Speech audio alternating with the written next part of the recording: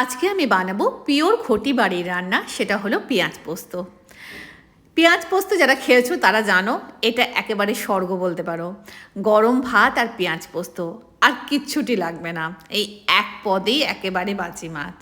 তো চলো আর সময় নষ্ট না করে এবার পেঁয়াজ পোস্ত বানিয়ে নিই। পেঁয়াজ পোস্ত বানাতে গেলে পোস্ত লাগবে বেশ ভালো পরিমাণে।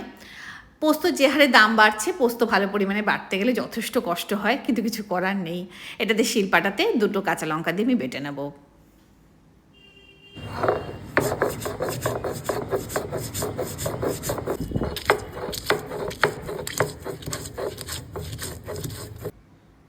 পোস্ত বাটা হয়ে গেছে মানে রান্না অর্ধেকেরও বেশি হয়ে গেছে।